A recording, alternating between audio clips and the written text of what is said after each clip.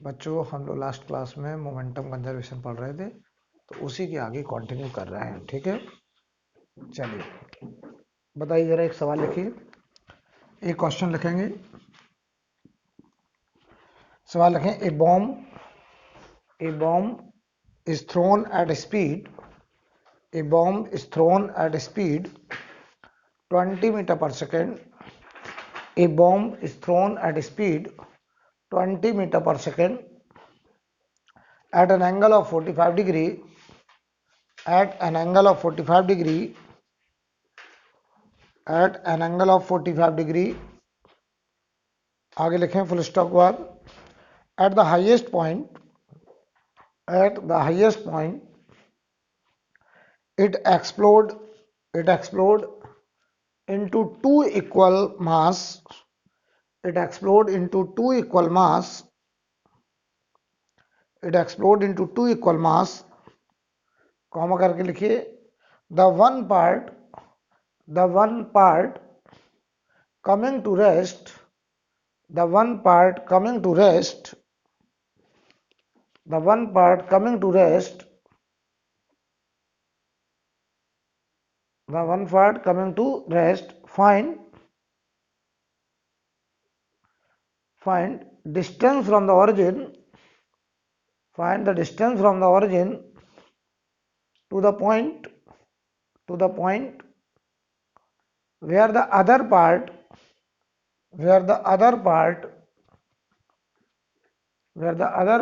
strike the ground, where the other part strike the ground, where the other part strike the ground, right. ठीक है, सवाल बताओ, पढ़ो क्या है सवाल।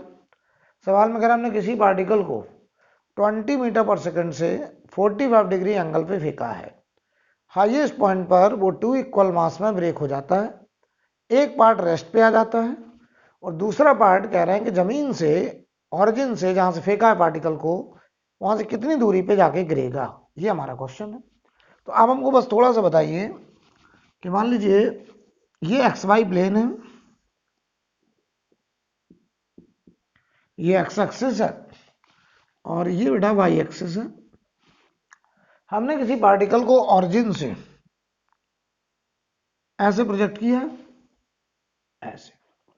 बताइए इक्वल मास में टूटना, तो हम इसका मास कितना मान लें पहले से, 2m हमने मान लिया भाई। चलो बताइए इसकी वेलोसिटी ऐसे थी, u कितनी थी, u 20 मीटर पर सेकेंड, एंगल कितना था 45 डिग्री, यही तो कहा गया। अब हमको इतना बताइए कि अगर हम इसका x कंपोनेंट निकालें, ux कितना था 20 का cos 45, तो 10√2 मीटर पर सेकेंड। y कंपोनेंट भी कितना होगा 10√2, बहुत बढ़िया, साइन थीटा होगा, 20 का साइन 45, 10√2 मीटर पर सेकेंड। ठीक, जरा बताओ पार्टिकल जब यहां पहुंचा 2m मास, तो क्या इसकी पूरी की पूरी वेलोसिटी x के लॉन्ग होगी, y कंपोनेंट यहां 0, y कंपोनेंट 0 हो गया। ठीक है, और ये वेलोसिटी होगी कितनी 10√2 मीटर पर सेकेंड, पूरी की पूरी वेलोसिटी x के लॉन्ग होगी। ठीक, ये फोटोग्राफ है जस्ट बिफोर एक्सप्लोजन, अभी एक्सप्लोजन हुआ नहीं है। अच्छा, तो अगर एक्सप्लोजन ना होता तो ये पार्टिकल इस रास्ते पे आता और यहां गिरता, और यहां गिरता, तो ये दूरी कितनी होती, रेंज, ये रेंज होती, यहां पे आके ये पूरा 2m मास गिरना चाहिए था, ये रेंज होता। बताओ रेंज होता क्या था, रेंज, या इसी को बोलते हैं u square sine 2 theta by g, होता था। तो यू स्क्वायर माने 20 का स्क्वायर, साइन 2 थीटा हो गया साइन 90 अपॉन जी हो गया 10, तो बताओ रेंज आ गया 400 बाई 10, 40 मीटर, ये आ गया रेंज। ये रेंज होना चाहिए था, लेकिन सवाल में हमसे क्या पूछा है कि जैसे इसका एक्सप्लोजन हुआ, तो बताओ एक्सप्लोजन होगा तो ये दो टुकड़ों में टूटा, तो क्या इस पे एक झटका आया होगा। तो बताओ इंडिविजुअल से अगर पूछे तो दोनों फ्रेगमेंट कहेंगे कि मैंने इंपल्स को महसूस किया है, लेकिन कंबाइंड क्या कहेगा कि जो इंपल्स आया वो कंबाइंड के लिए इंटरनल। तो आप हमें बस इतना बता दो कि जो एक एम मास, हम जस्ट आफ्टर एक्सप्लोजन फोटो बनाने जा रहे हैं, एक एम मास ऐसे आ गया, इसको तोड़ देना, ये यहीं से ब्रेक होने जा रहा है। तो देखो बेटा, एक एम मास तो ये हो गया ब्रेक होकर के, तो बताओ ये एम मास रेस्ट पे आ गया। तो यार एक बात बताओ, और दूसरा एम मास किधर जाएगा, कितनी वेलोसिटी से जाएगा, जरा हम तुमको समझाते हैं। ठीक, कोई दिक्कत? अच्छा एक बात बताओ, इसका मोमेंटम एक्सप्लोजन के जस्ट पहले और एक्सप्लोजन के जस्ट बाद क्या कंजर्व होना चाहिए? तो जरा बताओ तुम मुझे, इस एम मास का मोमेंटम क्या हो गया? 0। बताओ एक्स के लॉन्ग इसका मोमेंटम था कितना? 2m into 10√2। तो क्या बताओ, जो दोनों मास में टूटा है उन दोनों को मिलाकर के एक्स के along momentum 2m into 10√2 manage करना है। इसने बताओ एक्स के लॉन्ग कितना मोमेंटम बनाया? तो दूसरे को बनाना पड़ेगा 2m इंटू 10√2 यानी 20m√2। मास कितना उसका? तो वेलोसिटी 20√2। तो जो दूसरा फ्रैगमेंट आएगा बताओ वो एक्स के अलोंग कितनी वेलोसिटी लेके जाएगा? यहां दिखा दे रहा है कितनी वेलोसिटी, 20√2 मीटर पर सेकेंड। ये हमने मोमेंटम कंजर्वेशन लगा दिया अलोंग एक्स। अच्छा बताओ मोमेंटम क्या वाई के अलोंग भी कंजर्व होगा? इस जगह पर एक्सप्लोजन के जस्ट पहले और एक्सप्लोजन के जस्ट बाद क्या वाई के अलोंग भी कंजर्व होगा? यस। वाई के अलोंग कितना है इसका मोमेंटम? तो इन दोनों का मिला के, तो इसका कितना? तो इसका भी। तो बताओ इसका वाई के अलोंग वेलोसिटी क्या होगी? 0। तो ये जो दूसरा फ्रैगमेंट होगा वो बताइए मैक्सिमम हाइट पे जब टूटेगा तो वो केवल पूरी की पूरी वेलोसिटी किसके अलोंग लेके जाएगा? एक्स के अलोंग। क्लियर है? आप सुनना, मेरी बातों के जवाब देना। इस पार्टिकल का पाथ कहां होगा? ये जैसे ही यहां से गिरा, अच्छा तो तुम्हारे मन में ये बात तो नहीं आ रही कि मोमेंटम वाई के अलोंग कंजर्व क्यों? mg तो लग रहा है। मैंने कहा था कि जो एक्सप्लोजन की घटना है वो माइक्रो सेकंड की है, उसके दौरान mg जैसा फोर्स मोमेंटम में कोई चेंज? हाँ देखो यहां से लेके यहां तक अच्छा खासा टाइम लगा होगा, उस दौरान mg लगातार y कंपोनेंट को कम कर रहा है, y के अलोंग मोमेंटम को घटा रहा है, ये y के अलोंग मोमेंटम को बदल रहा है क्योंकि mg एक्सटर्नल फोर्स है। लेकिन इस दौरान mg है लेकिन वो मोमेंटम को बदलने में कामयाब नहीं हो पाया क्योंकि जो घटना हुई वो माइक्रो सेकंड के अंदर हुई, अचानक एक झटके में हुआ। तो mg कह रहा मैं बहुत साधारण सा फोर्स हूं, मैं मोमेंटम में कोई खास बदलाव नहीं कर पाऊंगा। तो मैंने देखा कि एक्सप्लोजन के जस्ट पहले और एक्सप्लोजन के जस्ट बाद यानी ड्यूरिंग एक्सप्लोजन या during micro second time order हम हर डायरेक्शन में मोमेंटम क्या कर सकते हैं? कंजर्व। तो जरा जवाब दीजिए हमको, इसकी वेलोसिटी 20√2 आ गई, इसकी 0। ये कहां जाएगा ये वाला पार्टिकल? क्या ये पार्टिकल इस रास्ते पे आएगा? क्या ये मिड में गिरेगा? क्या ये अंडर ग्रेविटी आएगा? ये वाला पार्टिकल देखो यहां से, बताओ इसकी स्पीड 10√2 अगर होती तो इसी रास्ते पे जाता, स्पीड कितनी? तो बताओ ये इसके आगे, तो जो दूसरा फ्रैगमेंट है वो यहां से ऐसा रास्ता अपनाएगा और यहां कहीं गिरेगा। ये दूसरा एम मास यहां गिरेगा, एक एम मास यहां गिरेगा, दूसरा एम मास वहां गिरेगा। तो बताओ ये रेंज से मान लो एक्स दूरी पे आगे गिरा, कितना आगे गिरा? एक्स। ठीक, ये रास्ता बताओ किसका है? एक टुकड़े का। ये रास्ता दूसरे टुकड़े का। ये रास्ता सेंटर ऑफ मास का है। Very good. बताओ एक्सप्लोजन हो या ना हो, क्योंकि एक्सप्लोजन हुआ भी तो जो इंपल्स आया वो कंबाइंड के लिए, हमने इनके कंबाइंड सीएम से पूछा, कंबाइंड सीएम कह रहा मेरे ऊपर कोई एक्सटर्नल झटका लगा ही नहीं, वो कह रहा रास्ते में एक्सप्लोजन जैसी कोई घटना ही नहीं हुई। सीएम तो कह रहा है मुझे लग ही नहीं रहा कि कुछ हुआ है। तो सीएम कह रहा हम तो जिस रास्ते पे जा रहे थे उसी पे जाएंगे। सीएम कह रहा हम तो अपनी धुन में जा रहे हैं उसी रास्ते पे, लेकिन ये दोनों कह रहे हैं हमने तो बड़े बड़े झटके महसूस किए हैं, हम तो जा रहे थे इस रास्ते अचानक इधर आ गए, हम जा रहे थे इस रास्ते चल दिए। तो इंडिविजुअली तो कह रहे हैं हमने झटके महसूस किए हैं, हमारा मोमेंटम बदला है, हमारे ऊपर एक्सटर्नल इंपल्स आया है। लेकिन कंबाइंड सीएम कह रहा है कि अगर हम दोनों को मिला के बात करें तो there is no external impulse, तो कंबाइंड मोमेंटम रिमेन्स कंजर्व। तो बताओ जरा, अगर कंबाइंड मोमेंटम कंजर्व है तो बताओ इंपल्स कंबाइंड के लिए कैसा हो गया? इंटरनल। तो जो कंबाइंड सीएम है वो कह रहा मेरा रास्ते में कोई बदलाव नहीं हुआ। तो बताओ ये रास्ता, इस रास्ते में जा रहा है कौन? Combined centre of mass. तो बताओ जब ये यहां गिरेगा, ये बताओ यहां गिरेगा, तो कंबाइंड सीएम यहां गिरेगा, ये होगा इनका कंबाइंड सेंटर ऑफ मास। यानी कंबाइंड सेंटर ऑफ मास ने अपना पाथ चेंज नहीं करा, कंबाइंड सेंटर ऑफ मास ने अपना पाथ चेंज नहीं करा। बोलिए, कोई दिक्कत? जवाब दो मुझे फिर। अगर ये सीएम यहां है तो सीएम जहां पाया जाता है उसके दोनों तरफ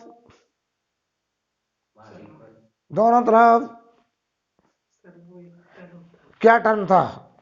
जवाब दीजिए। आंसर ये पढ़ के नहीं आ रहे हैं आप लोग, गलत बात है। आंसर दीजिए। सीएम जहां होता है उसके दोनों तरफ मास मूवमेंट इक्वल होना चाहिए।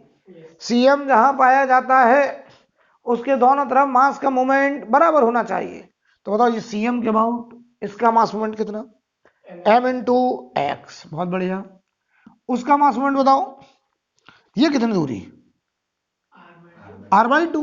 तो m इंटू r/2, m से m कट गया, x कितना आ गया? r/2, x निकला r/2।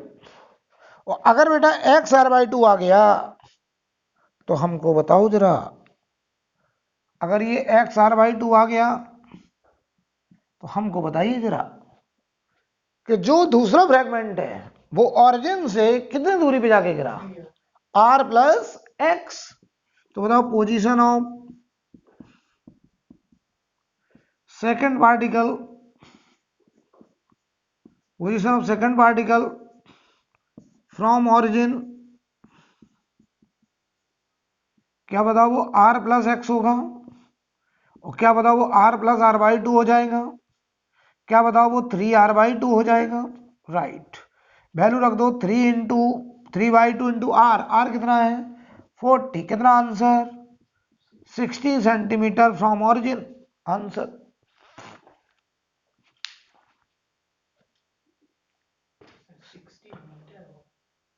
60 मीटर। सॉरी क्षमा चाहेंगे, मीटर है तो मीटर ही याद आएगा।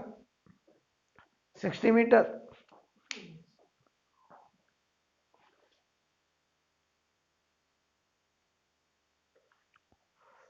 कोई दिक्कत? रब करें, ये एकदम क्लियर है। यानी मैं तुम्हें क्या सिखाना चाह रहा हूं कि हम किसी पार्टिकल को फेंक दें, अचानक रास्ते में वो 2 टुकड़ों में, 3 टुकड़ों में, कितने में भी टूट जाए, तो इंडिविजुअल टुकड़े का पाथ बदल जाएगा, क्योंकि वो इंडिविजुअली इंपल्स को महसूस करेंगे। लेकिन जो कंबाइंड सीएम है वो कहेगा मेरे रास्ते में कोई बदलाव नहीं आएगा, क्योंकि रास्ते में जब वो टूटे तो जो इंपल्स आया वो कंबाइंड को महसूस ही नहीं हुआ, क्योंकि वो कंबाइंड के लिए इंटरनल हो गया। राइट, आप समझिए।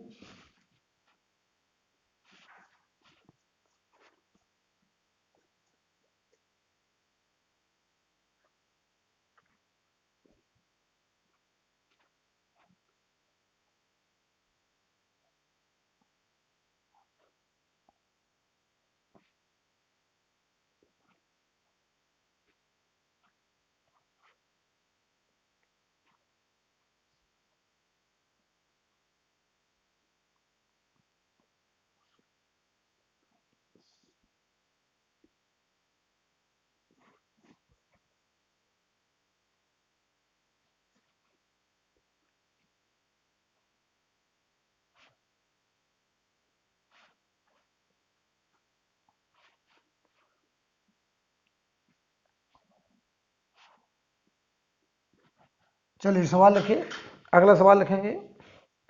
देखें, a bullet of mass 50 gram, a bullet of mass 50 gram is fired with a speed of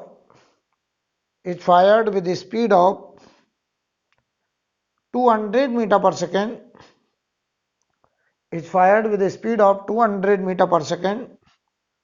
from a gun of mass 2 kg, from a gun of mass 2 kg. Find recoil speed of gun. Find recoil speed of gun, find recoil speed of gun, आपको gun का recoil speed बताने को कहा गया है। ठीक, तो समझो जरा भाई, समझिए भाई, ये बताओ हमारा एक गन था, ऐसे इसको गन समझ लीजिए।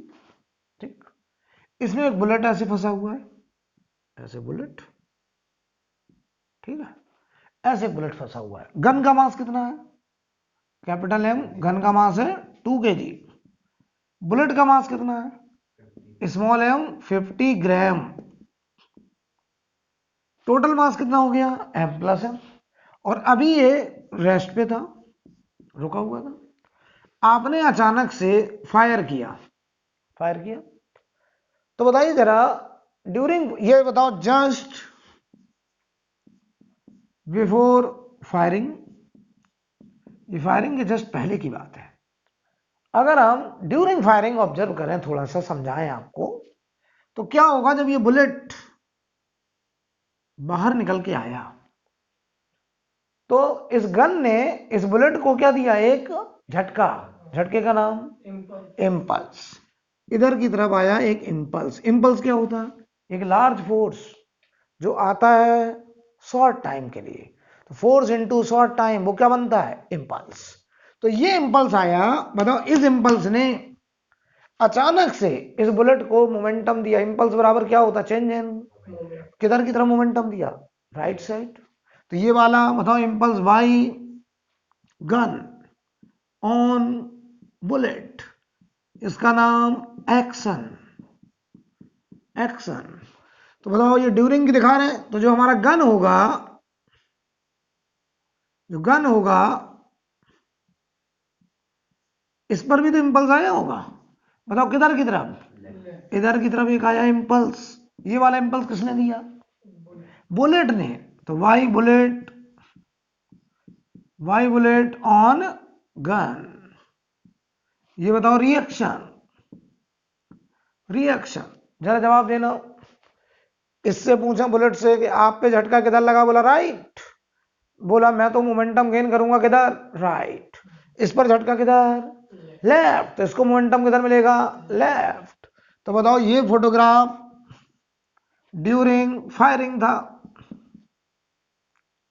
समझा रहे हैं इसलिए बना रहे हैं, जरूरत नहीं पड़ती ड्यूरिंग की। जस्ट आफ्टर का फोटो इंपॉर्टेंट मेरे लिए। अब मैं फोटो बना रहा हूं जस्ट आफ्टर, तो बताओ जस्ट आफ्टर ये बुलेट किधर की तरफ जा रहा है? बोलो राइट। कितनी स्पीड से जा रहा है?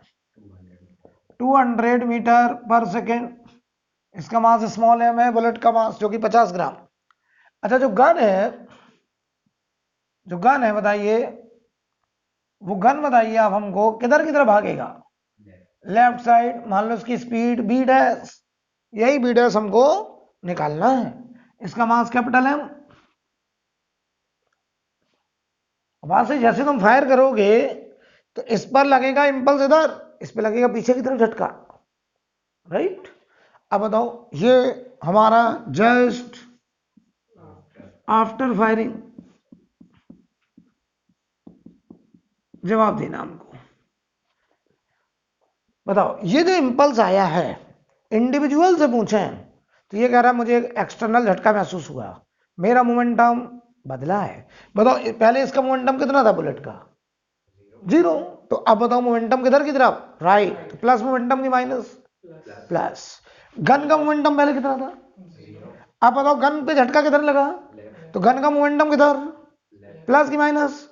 माइनस। लेकिन अगर हम कंबाइंड से बात करें, इन दोनों से, बुलेट और गन सिस्टम से बात करें, तो ये कह रहे हैं जो इंपल्स झटका आया है वो हमने एक दूसरे पे लगाया, वो हमारा इंटरनल मैटर है। तो बताओ इंपल्स कंबाइंड के लिए कैसा? इंटरनल। कंबाइंड का मोमेंटम चेंज नहीं होगा। तो जितना मोमेंटम फायरिंग के पहले उतने मोमेंटम फायरिंग के, तो बताओ फायरिंग के पहले दोनों का मोमेंटम मिला के 0, तो दोनों का मिला के बाद में भी, तो एक ने बनाया जितना मोमेंटम प्लस, उस दूसरे ने बनाया उतना मोमेंटम माइनस, यानी मोमेंटम क्या रहेगा? कंजर्व। तो लगाने चले linear momentum conservation along horizontal. किसका मोमेंटम कंजर्व कर रहे हैं? बुलेट का कि गन का कि कंबाइंड का? तो पूरी बात लिखेंगे using using combined momentum conservation,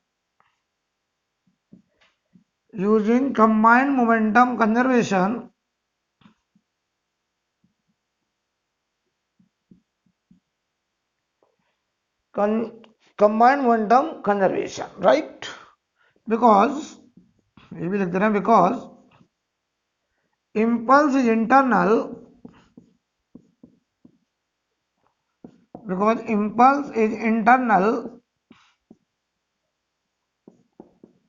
for combined system of both.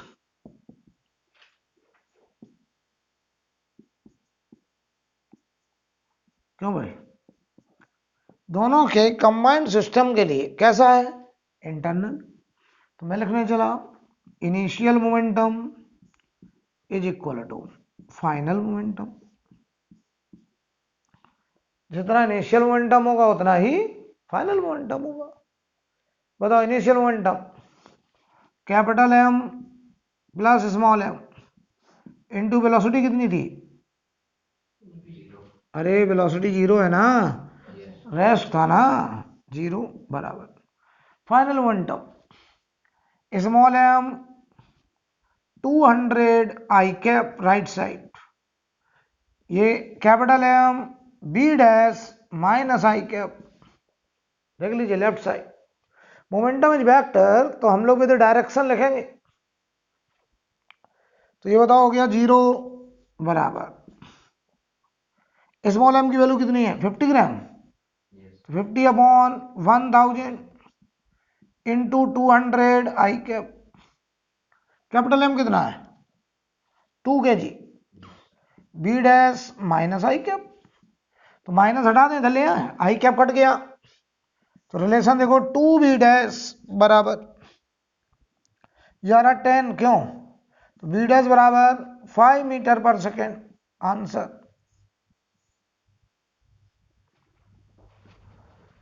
तो बताओ जो गन है उसका जो रिकॉइल स्पीड होगा वो किधर की तरफ होगा?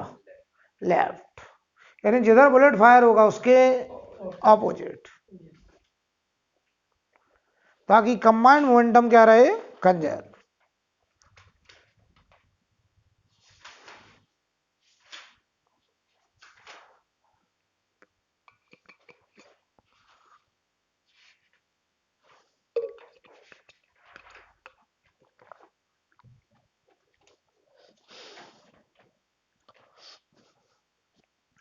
हो गया। अगला सवाल लिखिए, अगला क्वेश्चन लिखिए। A bomb of mass 4m, a bomb of mass 4m, explode into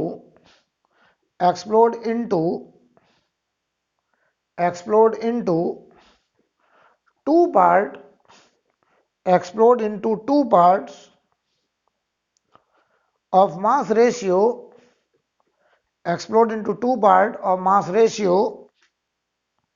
1:3, mass ratio 1:3। आगे लिखें फुल स्टॉप बाद, if the kinetic energy of smaller fragment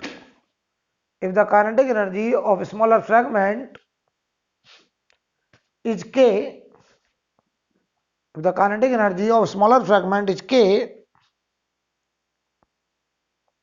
then find kinetic energy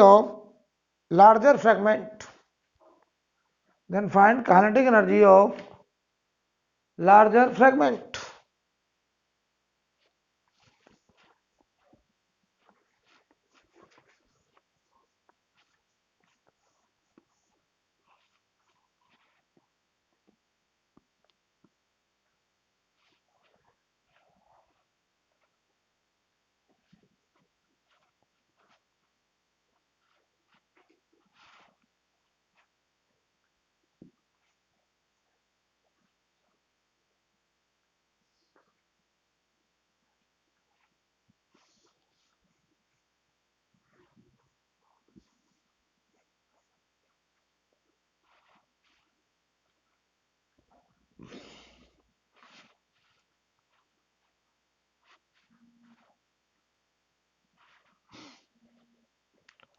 right. बताइए सवाल। हमारे पास एक बॉम्ब था, कितने मास का था? 4m। और ये बॉम्ब पहले रेस्ट पे था, अचानक से इसका एक्सप्लोजन हुआ, किस मास रेशियो में टूटा? तो एक मास कितना, दूसरा m, तो एक है m और एक है 3m। चलो भाई जवाब दो। अगर ये रेस्ट पे, अगर ये m भागा राइट साइड, मान लो v1 वेलोसिटी से, तो 3m किधर भागेगा? लेफ्ट, ताकि मोमेंटम कितना रहे? 0। बहुत बढ़िया। तो ये इधर जाएगा v डैश, मान लो इसे b बोल देना है, ये v ये b डैश, ठीक है। अब हमें समझाने की जरूरत नहीं कि इस पे इम्पल्स किधर लगा। बताओ, इस पे इम्पल्स किधर लगा होगा? उस पर लेफ्ट। इसको 3m ने धक्का मारा राइट, उसने 3m को मारा लेफ्ट, और वो कंबाइंड के लिए कैसा? इंटरनल। तो इंडिविजुअल मोमेंटम तो बदले हैं, क्योंकि इंडिविजुअल ने इम्पल्स को महसूस करा है, लेकिन कंबाइंड के लिए वो इम्पल्स कैसा? इंटरनल। तो कंबाइंड मोमेंटम क्या रहेगा? कंजर। मैं लगाने चला, initial momentum is equal to final momentum. ये बताओ कौन सा मोमेंटम कंजर्व कर रहा हूं, इंडिविजुअल की कंबाइंड? कंबाइंड। पूरी बात बोलिए, कंबाइंड मोमेंटम कंजर्वेशन।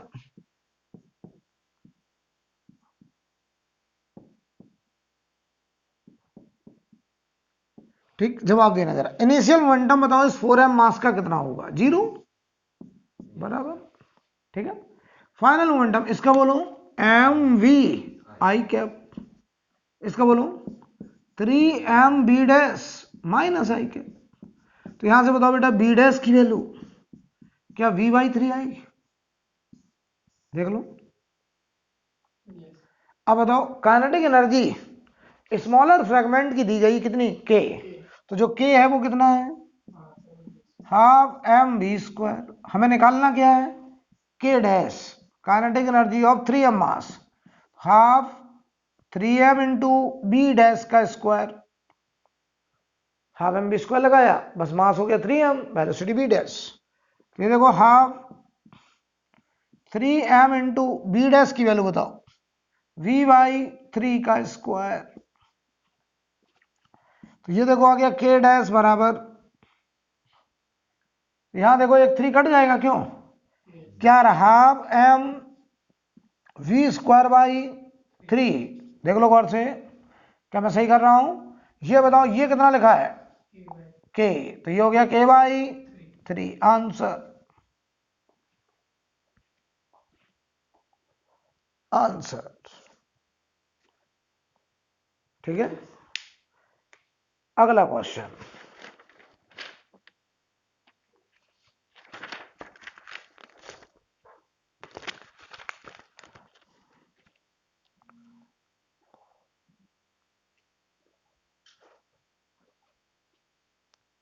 हो गया? आगे बढ़ा जाए।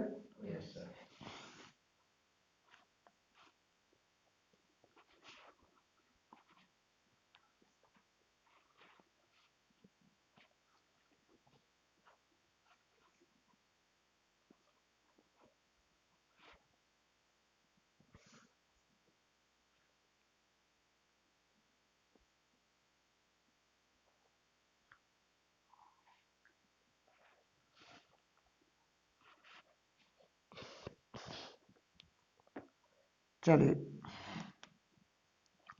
सवाल लिखिए, सवाल लिखिए। कह calculate, calculate, calculate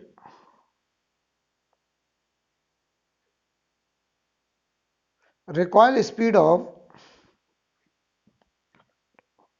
calculate recoil speed of residual nucleus, residual nucleus, residual nucleus thorium, ऐसे residual nucleus thorium। also calculate, also calculate ratio of kinetic energy, also calculate ratio of kinetic energy of thorium and alpha particle.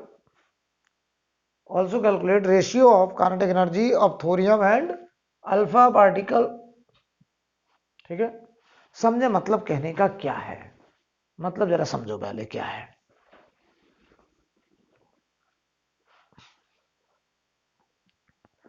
मतलब कहने का ये है कि हमारे पास ये reaction दी गई हमको, यूरेनियम 238, ये एक रेडियो एक्टिव एलिमेंट है, ये रेस्ट पे था पहले।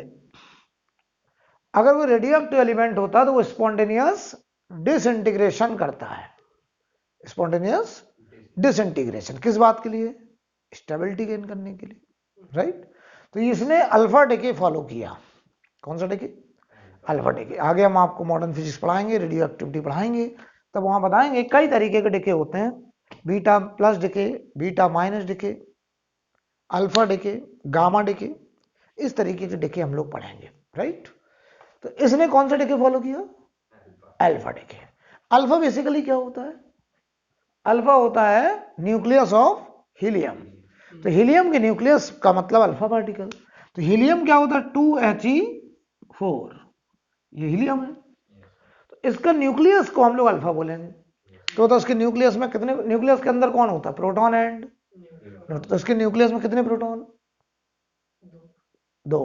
न्यूट्रॉन कितने? 2, राइट। तो बताओ इसका जो एटॉमिक नंबर है वही तो नंबर ऑफ प्रोटॉन होगा। तो 2 प्रोटॉन 2 न्यूट्रॉन, यानी मास नंबर कितना? 4। इसे बोलते हैं हम लोग अल्फा पार्टिकल। तो जरूरत हो अगर इससे एक अल्फा निकलेगा, तो जो अल्फा निकला है उसका मास नंबर कितना? 4। तो हम चाहो तो इसको ऐसे लिख दें, देखना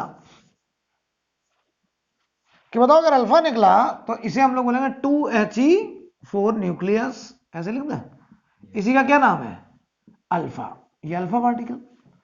कोई भी रेडियो एक्टिव एलिमेंट जब डिके करता है तो कोई भी न्यूक्लियर रिएक्शन के लिए हमारे पास कुछ बातें कंजर्व रहती हैं। Atomic number conserve, mass number conserve, linear momentum conserve, energy conserve, ये सारी बातें कंजर्वेशन रहती हैं। तो बताओ जरा, यहां देखो 238 था, ये 4 निकल गया, कितना बचा? 230। तो ये थोरियम 234 न्यूक्लियस, ये हमारा रेसिड्यूअल न्यूक्लियस है।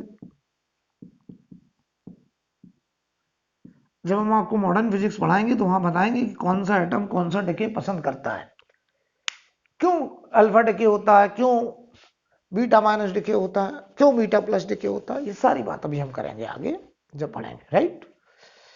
तो अब हमें बताएं मिस्टर मानव त्रिपाठी, ये क्या है? रेस्ट। यार हमें वेलोसिटी किसी की दी गई है क्या? नहीं दी गई ना, हमें दिया गया है। हमें बोला गया था ये जो अल्फा पार्टिकल है, ये अल्फा पार्टिकल, ये मान लो v0 वेलोसिटी से जा रहा है, तो हमको रेसिडुअल न्यूक्लियस थोरियम की स्पीड पता करनी है और हमें इनकी काइनेटिक एनर्जी का रेशियो निकालना है। तो बताओ इसका मोमेंटम कितना? अच्छा, जो रेडियो एक्टिव डिके हुआ है उसके लिए किसी एक्सटर्नल एजेंट की जरूरत, यानी किसी एक्सटर्नल फोर्स की जरूरत, ये स्पॉन्टेनियस रिएक्शन। स्पॉन्टेनियस अगर प्रोसेस है तो ये अपने इंटरनल कॉजेज की वजह से हुआ है। इंटरनल कॉजेज मतलब इनस्टेबिलिटी। ये न्यूक्लियस अनस्टेबल है, परेशान है, बेचैन है, ये चाहता हम क्या कर दें? स्टेबल। और स्टेबल होने के लिए ये डिके करेगा, राइट। एग्जाम्पल के लिए समझाएं कुछ बात। क्यों कोई एलिमेंट न्यूक्लियस डिके करता है, क्यों वो अनस्टेबल हो जाता है? सवाल ये है। तो हम आपको मॉडर्न फिजिक्स में पढ़ाएंगे कि 20 एटॉमिक नंबर तक, यानी कैल्शियम तक, N/Z, N होता है number of neutron, Z number of proton.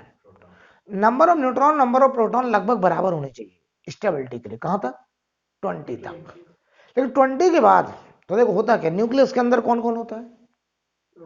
Proton and neutron. ठीक, न्यूट्रॉन पे कोई चार्ज है नहीं, प्रोटॉन पे कैसा चार्ज, दूसरे प्रोटॉन पे कैसा, पॉजिटिव। पॉजिटिव पॉजिटिव एक दूसरे को रिपेल करते हैं। तो एक घर है न्यूक्लियस जिसके अंदर प्रोटॉन पॉजिटिव, दूसरा प्रोटॉन पॉजिटिव, बहुत सारे प्रोटॉन पॉजिटिव में रह रहे हैं। न्यूट्रॉन कह रहा है हमारे ऊपर कोई चार्ज ही नहीं, तो एक प्रोटॉन दूसरे प्रोटॉन क्या कर रहा है, ये सब एक दूसरे को रिपेल कर रहे हैं, एक दूसरे के साथ रहने को तैयार, फिर भी न्यूक्लियस के अंदर रह रहे हैं। तो कोई वजह तो होगी जो उन सबको बांध के रखा है। कौन है वो फोर्स जो उनके कूलाम्बिक रिपल्सन, जो इलेक्ट्रोस्टैटिक रिपल्सन लग रहा है, उनको ओवरकम कर रहा है? कौन है वो फोर्स? तो उस फोर्स का नाम है न्यूक्लियर फोर्स। और न्यूक्लियर फोर्स प्रोटॉन प्रोटॉन के बीच में भी लगता है, अट्रैक्शन का फोर्स है। प्रोटॉन न्यूट्रॉन के बीच में भी लगता है, न्यूट्रॉन और न्यूट्रॉन के बीच में भी लगता है। यानी न्यूक्लियर फोर्स को चार्ज से कोई लेना देना नहीं है। तो एक जो न्यूक्लियर फोर्स होते हैं वो बहुत ही स्मॉल रेंज के फोर्स होते हैं, 2 फर्मी ऑर्डर के रेंज के। 2 फर्मी का मतलब 10 की पावर -15 मीटर को फर्मी बोलते हैं। यानी एक प्रोटॉन को अगर हम सेंटर माने और 2 फर्मी की रेडियस मानते हो कि स्फीयर बना दें, तो उसके अंदर जितने पार्टिकल होंगे वो सब इस प्रोटॉन को अट्रैक्ट कर रहे होंगे। तो बताइए, यानी प्रोटॉन प्रोटॉन के बीच में अट्रैक्शन, प्रोटॉन न्यूट्रॉन के बीच में अट्रैक्शन, न्यूट्रॉन न्यूट्रॉन के बीच में अट्रैक्शन। तो जो न्यूक्लियर अट्रैक्शन है वो कूलाम्बिक रिपल्सन से ज्यादा, इसलिए वो न्यूक्लियस कैसा, स्टेबल। इसीलिए एक न्यूक्लियस के अंदर प्रोटॉन प्रोटॉन एक साथ रहने के लिए मजबूर, तैयार। राइट, अब समझते हैं। तो जैसे जैसे एटॉमिक नंबर बढ़ता है तो नंबर ऑफ प्रोटॉन भी बढ़ते हैं, तो रिपल्सन भी बढ़ता है, तो नंबर ऑफ न्यूट्रॉन भी बढ़ा देते हैं। क्यों? ताकि न्यूट्रॉन बढ़ने से कूलाम्बिक फोर्स में फर्क ना पड़े, क्योंकि उसमें चार्ज तो है नहीं। लेकिन nuclear attraction, number of neutron बढ़ाएंगे तो कूलाम्बिक रिपल्सन पे तो फर्क पड़ेगा नहीं, लेकिन कूलाम्बिक वो न्यूक्लियर अट्रैक्शन बढ़ेगा। न्यूक्लियर अट्रैक्शन बढ़ा और वो कूलाम्बिक रिपल्सन में भारी बढ़ गया, न्यूक्लियस स्टेबल। तो ये चलता रहता 20 कैल्शियम तक, NYZ लगभग बन रहता है, यानी जितने न्यूट्रॉन उतने प्रोटॉन। 20 के बाद जैसे एटॉमिक नंबर 20 के ऊपर जाता है तो प्रोटॉन की संख्या बढ़ गई, 20 के आसपास पहुंच गई, कूलाम्बिक रिपल्सन ज्यादा होने लगा। तो अब जितने प्रोटॉन उतने न्यूट्रॉन से काम नहीं चल रहा है, क्योंकि कूलाम्बिक रिपल्सन भारी हो गया है। तो उसे ओवरकम करने के लिए अब हमें नंबर ऑफ न्यूट्रॉन की मात्रा बढ़ानी पड़ती। किससे? प्रोटॉन से। तो n ज्यादा कि z? n। तो अब n/z greater than 1, n/z greater than, और ये 83 एटॉमिक नंबर तक, z = 83 तक जाकर के हमें स्टेबल न्यूक्लियाई मिलते रहते हैं। लेकिन 20 से लेकर 83 तक number of neutron number of proton से ज्यादा होते हैं। 83 के बाद इतने प्रोटॉन बढ़ चुके, z = 83 प्रोटॉन आ गए एक न्यूक्लियस के अंदर और वो एक साथ रहने को तैयार है। उसके बाद 84 से आगे अब प्रोटॉन कहते हैं अब हम तैयार नहीं होंगे, चाहे आप न्यूट्रॉन बढ़ाइए। इतना भारी कूलाम्बिक रिपल्सन आ गया कि वो न्यूक्लियस कैसा हो गया, अनस्टेबल। अब वो कहेगा मुझे करना है डिके, मुझे स्टेबिलिटी लानी है। स्टेबिलिटी लानी मतलब n/z हमें स्टेबल रेंज में लाना है।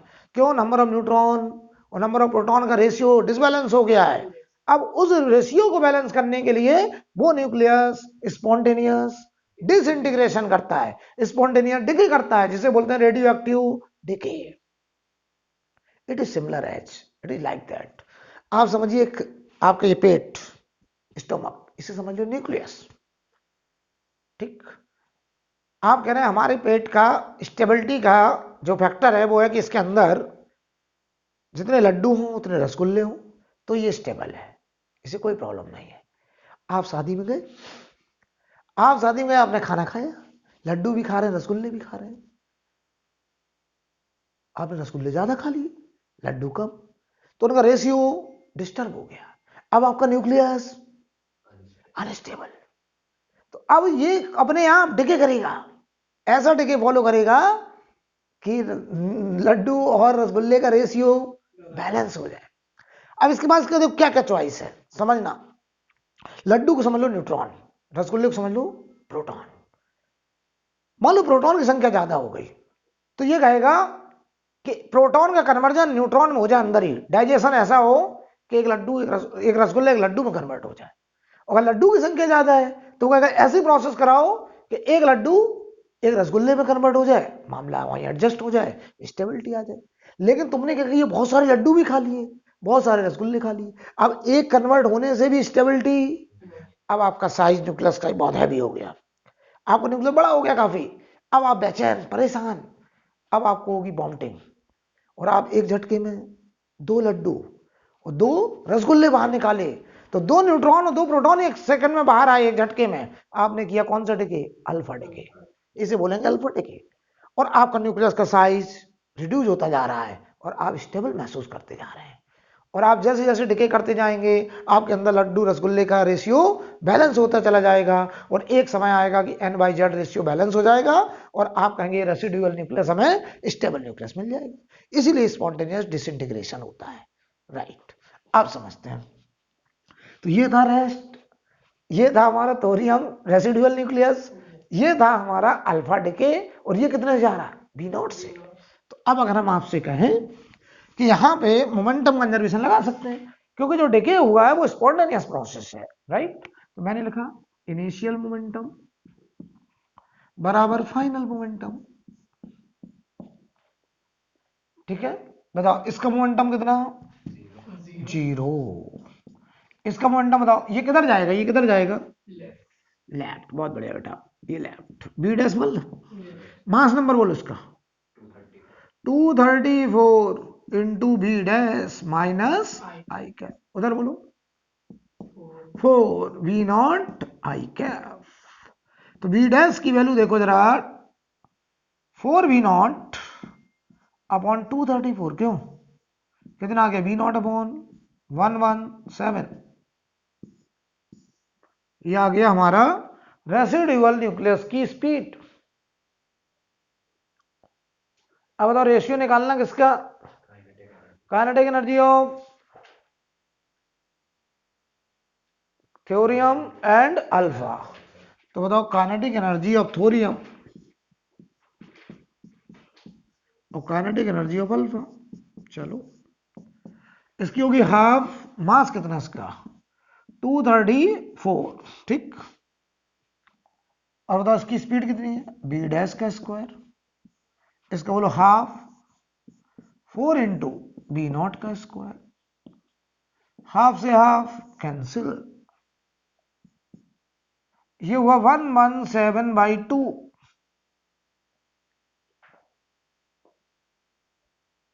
ठीक है, और ये बी डैश की वैल्यू कितनी है? V0 अपॉन 117, और नीचे V0 का स्क्वायर, तो V0 भी कट गया। तो ये कितना आ रहा है? 1 अपॉन, नहीं भाई, 234। ये 2 बचेगा ना नीचे।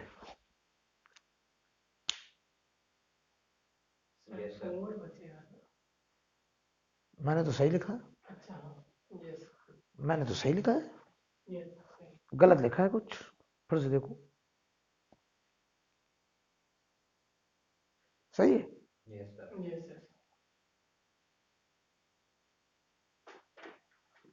117/2।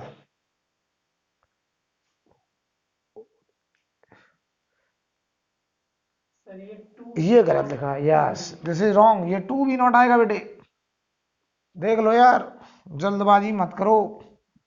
2 V0/117। अब बताओ ये कितना आ रहा है? अब देखो, ऊपर एक 2 भी तो बचेगा, तो आंसर आएगा 2/117। क्यों? ये आंसर होगा। देखो बेटा, ये 2 से काटोगे तो 2 बचेगा ना, और ये 117 2 से कट किया। और इधर देखो वैल्यू रखोगे तो 2 का स्क्वायर 4, तो 2 से काटोगे तो 2 फैक्टर बचेगा, और नीचे 117 एक बार कट जाएगा। ये आंसर।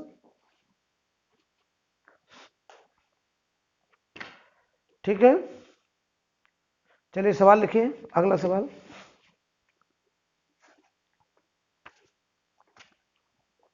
अगला क्वेश्चन लिखेंगे।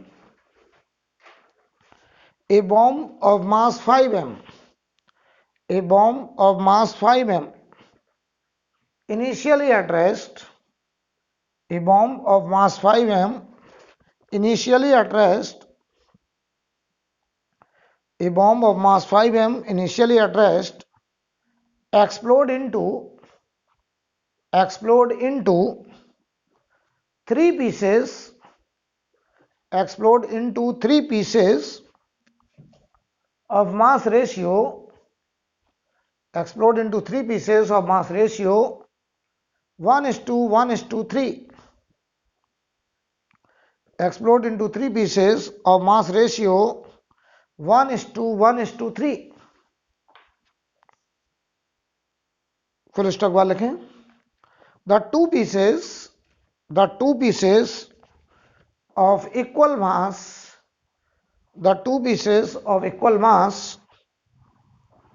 fly off perpendicular to each other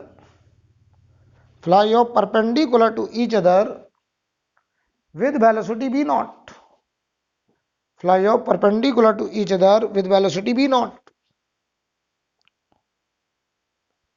full stock वाले लिखें। what is the velocity of heavier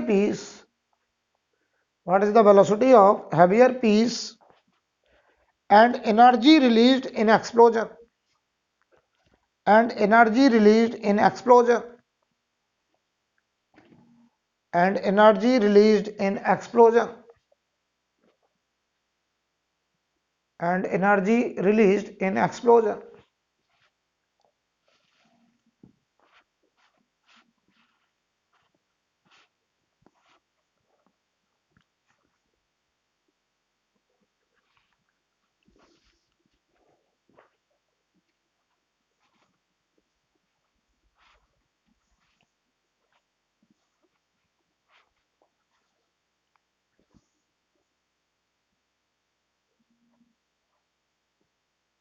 क्यों भाई?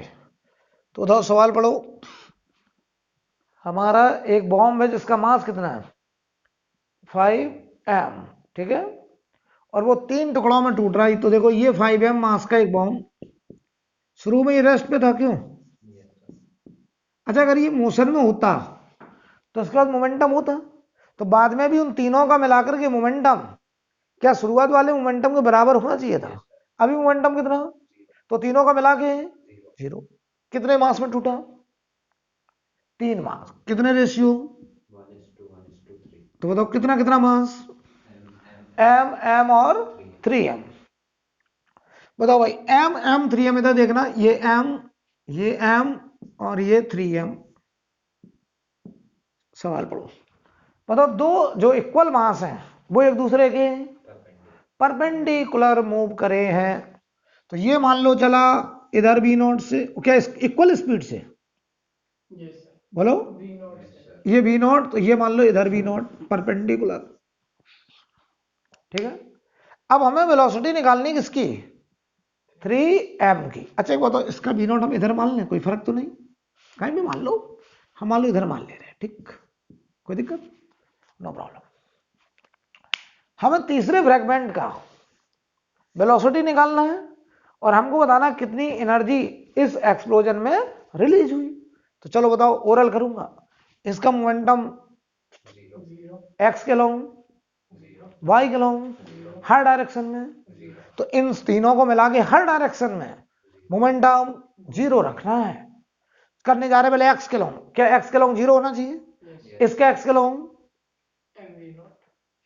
Minus M B naught, momentum is vector with direction, तो इसका मोमेंटम एक्स के along minus M B naught, इसका X के along momentum 0।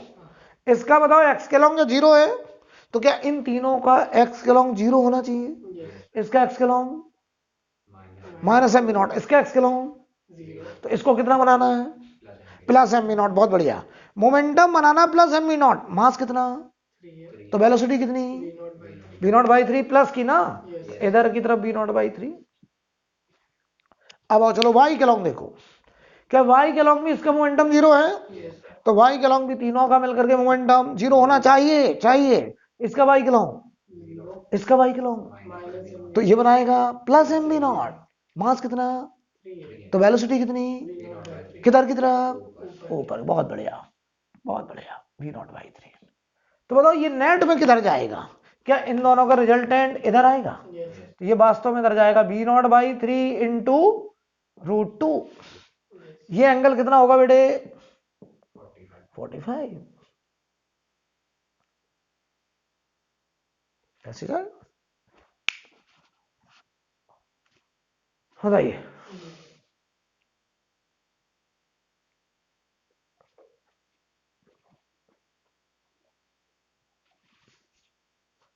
कोई दिक्कत? अब बताओ मैं क्या निकालना है?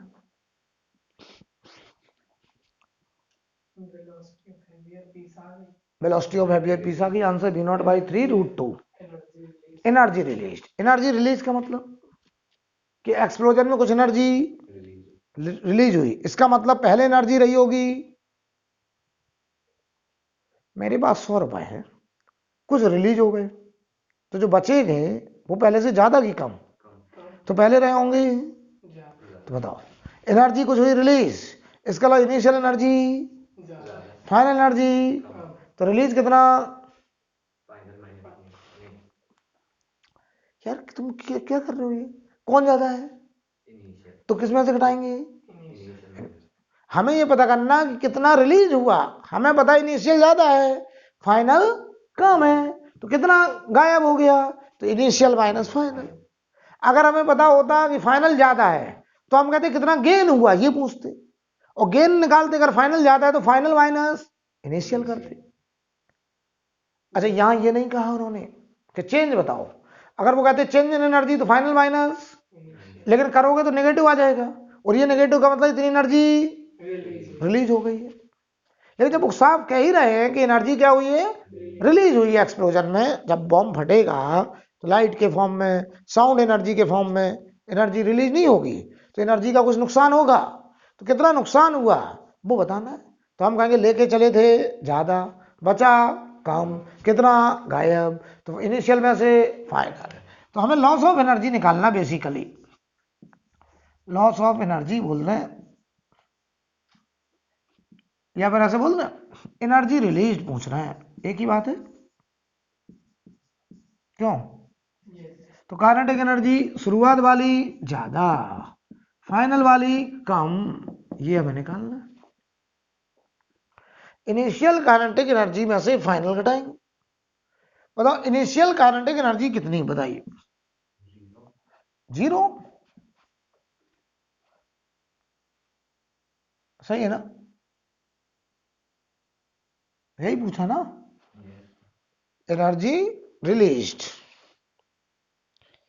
ठीक है। ओहो ओहो ओहो ओहो, ये नहीं पूछ, सवाल पढ़ो, क्या पूछा था सवाल पढ़िए।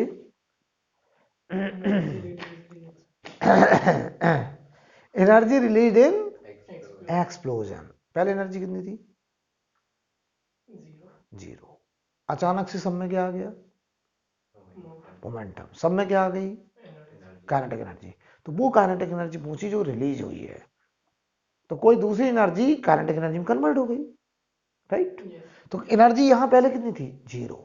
बाद में जो आ गई ये नहीं निकालना हमें, बेसिकली हमें क्या निकालना है कि कितनी एनर्जी काइनेटिक में कन्वर्ट हो गई, ये पूछा हमसे। Energy released in form of kinetic energy, ये पूछा है, सवाल पढ़ लो, in form of kinetic energy. मैं नहीं समझ पाया सवाल की लैंग्वेज यहां पर, तो बताओ अब क्या करें, किस में से किसको घटाएं? यस, फाइनल में से इनिशियल बढ़ाएंगे, kinetic energy final minus initial. Actually यहाँ काइनेटिक एनर्जी कम नहीं हुई, यहाँ काइनेटिक एनर्जी बढ़ गई है, तो यहाँ वही पूछा कि कितनी काइनेटिक एनर्जी बढ़ गई, ये पूछा है। एक्चुअली लैंग्वेज थोड़ी दूसरे तरीके से लिखी है, हमने समझा कि एनर्जी लॉस पूछ रहे हैं, वो नहीं पूछ रहे हैं, वो कह रहे हैं कि काइनेटिक एनर्जी कितनी गेन हो गई, ये पूछ रहे हैं कि बॉम्ब पहले रुका था, अचानक फटा तो हर पार्ट भागने लगा, सब में मोशन आ गया, सब में काइनेटिक एनर्जी आ गई, तो ये पूछा कितनी काइनेटिक एनर्जी का गेन हुआ, ये सही स्टेटमेंट है। तो बताओ, लिख दिया एनर्जी रिलीज, तो बताओ भाई फाइनल काइनेटिक एनर्जी इसकी कितनी है? Half M V naught square, क्यों? इसकी बोलो कितनी है? Half M V naught square. इसका बोलो कितना है? Half 3m B not by 3√2 का स्क्वायर, और इनिशियल क्या था? जीरो। सॉल्व करके बताओ, सॉल्व करके बताइए कितना आ रहा है।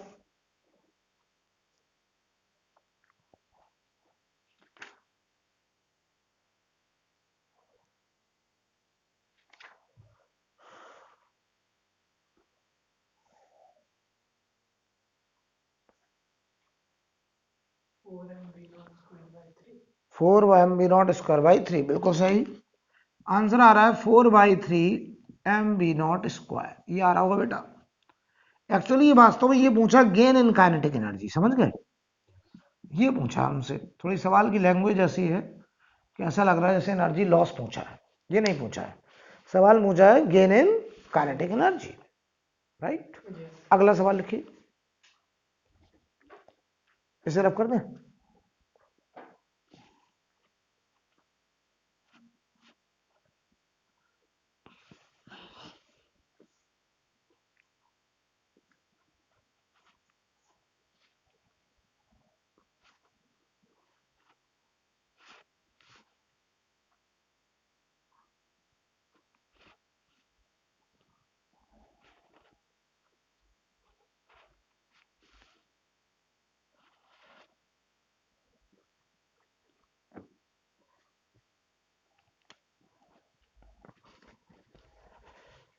सवाल लिखिए, a boy of mass m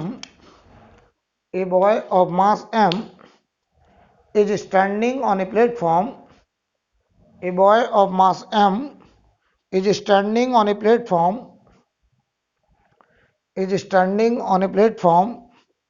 of mass capital M. Is standing on a platform of mass capital M, kept on a smooth floor,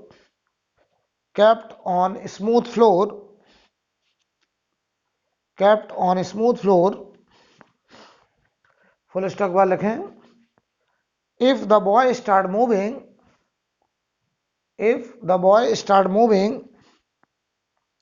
on the platform,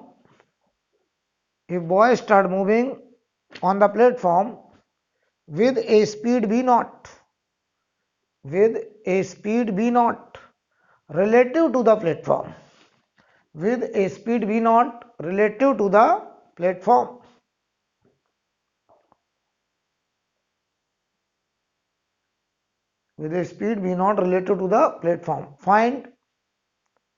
find recoil velocity of the platform. Find recoil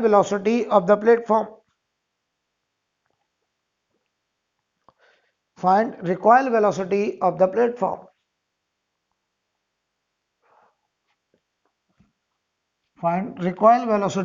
the platform. हमको platform की recoil velocity बतानी है, right. सवाल पढ़ लो पहले अच्छे से। सवाल में क्या है, ये एक प्लेटफॉर्म है, नीचे कैसा है, स्मूथ। क्यों बोला गया स्मूथ, ताकि हॉरिजॉन्टल में कोई एक्सटर्नल फोर्स ना आए। ये एम मास, कैपिटल एम मास, इसके ऊपर एक पर्सन या बॉय समझ लीजिए ऐसे खड़ा है, इसका मास है स्मॉल एम। ये दोनों पहले कैसे थे, रेस्ट पर, ठीक। अचानक से ये लड़का इस प्लेटफॉर्म पे भागने लगता है, कितनी स्पीड से, v0, और वो v0 with respect to platform. सवाल पढ़ लो। अच्छा एक बात बताओ मुझे, बस मैं तुमसे एक सवाल करना चाहता हूं, देखना ध्यान से। नीचे स्मूथ है, ये लड़का कैसे भागा होगा, मैं रुका हूं, मुझे वेलोसिटी बनाने के लिए टाइम चाहिए, लेकिन अगर मैं एक झटके में वेलोसिटी बनाना चाहता हूं तो मुझे क्या चाहिए, इंपल्स। तो मैंने इस प्लेटफॉर्म को धक्का मारा होगा किधर, पीछे की तरफ पैर से धक्का मारा होगा। तो इस आदमी ने, इस पर्सन ने इस प्लेटफॉर्म को इधर धक्का मारा, जे, ये इंपल्स है भाई, बॉय ऑन प्लेटफॉर्म ने इस आदमी को पैर पर धक्का मारा होगा किधर, आगे, जे, ये वाला जे भाई, प्लेटफॉर्म ऑन मैन। ध्यान से देखिएगा, ये हम ड्यूरिंग प्रोसेस बात कर रहे हैं, ये ड्यूरिंग की बात हुई कि जो हुआ होगा बीच में, राइट। बताओ ये इंपल्स और ये इंपल्स कंबाइंड के लिए है। अगर बताओ यहां फ्रिक्शन होता तो ये प्लेटफॉर्म इधर जाने की कोशिश करेगा, तुरंत यहां लगता फ्रिक्शन, एक इंपल्स आता, और वो बताओ कंबाइंड के लिए क्या हो जाता, एक्सटर्नल। ये तो इंटरनल रहता, लेकिन यहां जो इंपल्स आता वो एक्सटर्नल होता, और फिर हम दोनों का कंबाइंड मोमेंटम हॉरिजॉन्टल में कंजर्व नहीं कर पाते, वो सवाल सॉल्व नहीं कर पाते। तो इसीलिए नीचे कैसा होना जरूरी है, स्मूथ, राइट। तो अब देखो ध्यान से, इस लड़के से पूछा हमने, और ये प्लेटफॉर्म, हम दोनों से अलग अलग अब बात कर रहे हैं, ध्यान से देखिएगा। बताओ प्लेटफॉर्म पर इंपल्स किधर लगा, तो बताओ ये प्लेटफॉर्म किधर भागेगा, नहीं पीछे। पीछे, जिधर झटका उधर ही वेलोसिटी गेन करेगा। भाई कोई रुका है, रुके हुए पे जिधर इंपल्स लगेगा उधर ही वेलोसिटी। तो ये बोला हम जा रहे हैं इधर बी से, जरा बताओ इस पर इंपल्स किधर आया, तो ये किधर जाएगा, कितनी स्पीड से, v नॉट दिया सवाल में, और ये v naught with respect to earth है कि प्लेटफॉर्म, तो विद रिस्पेक्ट टू प्लेटफॉर्म है, तो मुझे बस इतना बता दो कि विद रिस्पेक्ट टू प्लेटफॉर्म का मतलब क्या है, ये समझा दो। इधर देखो आप, यहां लोगों को डाउट रहता है लैंग्वेज में, लैंग्वेज ऐसी मिलेगी, समझिएगा जरा ध्यान से। मुझे बस इतना बता दो कि जब ये इससे रन कर रहा है इस पे, तो पहले रुका था तो प्लेटफॉर्म भी रुका था, जैसे रन करा तो प्लेटफॉर्म पीछे भागने लगा। तो इसके ड्यूरिंग रन दो स्टेज देखी गई है, एक प्लेटफॉर्म की रुकी हुई स्टेज, एक प्लेटफॉर्म की पीछे जाती हुई स्टेज। बताओ ये किस स्टेट के रिस्पेक्ट में भाग रहा है, रेस्ट के रिस्पेक्ट में भागा कि प्लेटफॉर्म की भागती हुई स्टेट के रिस्पेक्ट में भागा, बॉय। सवाल पढ़ी पहले, सुन लो अच्छे से, अच्छे सुन लीजिए, मैं फिर से रिपीट कर रहा हूं। भाई पर्सन रुका था तो प्लेटफॉर्म रुका था, पर्सन ने जैसे ही इंपल्स लगाया प्लेटफॉर्म इधर जाने लगा, वो इधर भागने लगा। तो कह रहे हैं जो पर्सन भागा वी नॉट से वो विद रिस्पेक्ट टू प्लेटफॉर्म है। उन्होंने ये नहीं कहा कि वो वी नॉट प्लेटफॉर्म की किस स्टेट के रिस्पेक्ट में, मतलब उसके भागने के पहले वाली स्टेट के रिस्पेक्ट में कि भागने के बाद वाली के रिस्पेक्ट में। उन्होंने बस इतना बोला विद रिस्पेक्ट टू, तो कौन सा मानेंगे हम, इसके भागने के बाद वाली स्टेट। ध्यान देना बहुत अच्छे से। तो ये बताओ V naught with respect to, बताओ रेस्ट है कि with respect to this V है, विद रिस्पेक्ट टू वी है। सुन लीजिए अच्छे से, अगर भागने की पहले वाली स्टेट के रिस्पेक्ट में बोलना होता तो वो सवाल में बोलेंगे कि वो पर्सन रन करा वी नॉट से with respect to state of playing before run, ऐसे बोलेंगे आपसे। लेकिन अगर वो कुछ नहीं बोल रहे हैं, इसका मतलब ये हुआ कि वो ये कहना चाह रहे हैं कि उसने, बॉय ने जो स्पीड गेन करी है वो बॉय के रन करने के बाद जो प्लेटफॉर्म की स्पीड आई है उसके रिस्पेक्ट में भागा है, राइट। अब सुनो, कभी भी मोमेंटम कंजर्वेशन लगाएंगे हम हमेशा विद रिस्पेक्ट टू अर्थ, तो पहले हमें इसकी वेलोसिटी बनानी पड़ेगी विद रिस्पेक्ट टू, मैं बनाने जा रहा हूं। तो बताओ जल्दी से, velocity of man with respect to plank कितना है, वी नॉट, क्या वी नॉट, आई क्या, पूरा बोलो। बताओ velocity of plank with respect to earth कितना है, माइनस बी आई कैप, जिसके रिस्पेक्ट में वही वाली लिखेंगे। अब बताओ velocity of man with respect to earth बताओ कितना होगा, तो तुम कहोगे वेलोसिटी मैन का प्लैंक के रिस्पेक्ट में प्लस प्लैंक का अर्थ के रिस्पेक्ट में, यही तो करते थे। कितना आया बेटे, B naught minus B I cap, दोनों को ऐड कर दिया, ऐड कर दिया दोनों को, या अब हम लगाने चले combined momentum conservation, because impulse is internal for combined system of both. हमने कंबाइंड मोमेंटम कंजर्व किया बेटा, कंबाइंड मोमेंटम कंजर्वेशन किया, क्योंकि जो इंपल्स है वो कंबाइंड के लिए इंटरनल हो गया। Combined momentum conservation, initial momentum बताओ, दोनों को मिला के 0। बाद में बताओ, बाद में बताओ बॉय का momentum with respect to earth रखेंगे कितना है, small m into b naught minus B I cap, platform का momentum m into minus B I cap, हमेशा velocity with respect to earth. Momentum conservation में हमेशा velocity with respect to earth ही रखेंगे। तो बताओ भाई इसको चलना है, कैपिटल एम बी बराबर m B naught minus M b, तो बताओ यहां से बी कॉमन ले लो, capital M plus small m बराबर एम बी नॉट यहां से देखो v बराबर आ गया m B naught upon small m plus capital M। ये आंसर आ गया, नोट कर लीजिए।